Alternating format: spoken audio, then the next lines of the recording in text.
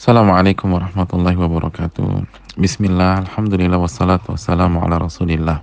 Saudaraku yang semoga Allah muliakan, di atas puing-puing musibah selalu tumbuh serindang hikmah dengan ranum-ranum ibrah yang mesti kita petik. Musibah dan bencana adalah batu asa yang menajamkan pisau. Maka wabah yang sedang diujikan kepada manusia ini juga tidak lekang dari hikmah dan ibrah. Musibah di atas musibah adalah jika kita gagal memahami hikmah dari musibah yang menimpa.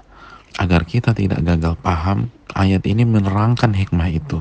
Allah berfirman dalam surat Al-An'am ayat 42, وَلَقَدْ أَرْسَلْنَا إِلَىٰ أُمَمٍ مِّن قَبْلِكَ فَأَخَذْنَاهُمْ بِالْبَأْسَاءِ وَالضَّرَّاءِ لَعَلَّهُمْ يَتَضَرَّعُونَ.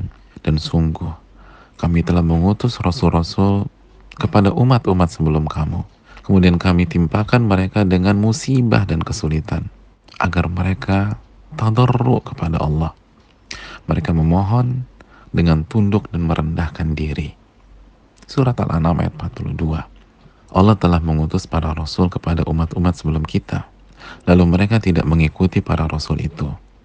Oleh karena itu, Allah timpakan kepada mereka al-ba'sa, kefakiran dan kesempitan hidup.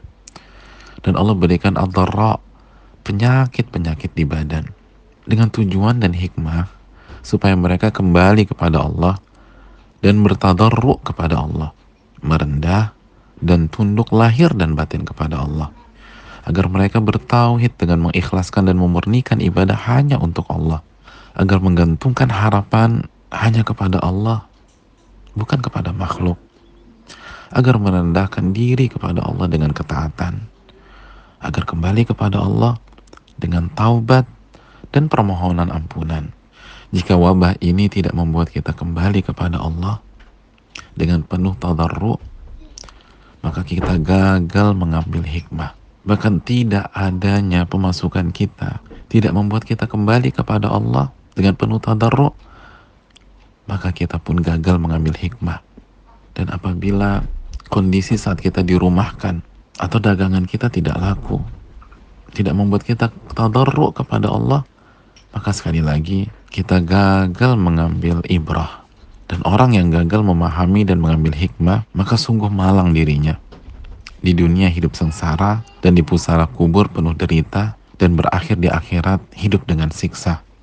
Gambaran orang yang gagal memahami dan mengambil hikmah dari wabah dan segala musibah ada dalam ayat berikut ini. وَلَقَدْ أَخَذْنَاهُمْ بِالْعَذَابِ فَمَا اسْتَكَانُوا لِرَبِّهِمْ وَمَا يَتَضَرَّعُونَ. Dan sungguh kami telah memberikan mereka bencana dan musibah. فَمَا اسْتَكَانُوا لِرَبِّهِمْ وَمَا يَتَضَرَّعُونَ. Tapi mereka tidak tunduk kepada Allah, tidak kembali kepada Allah, dan tidak merendahkan diri kepada Allah.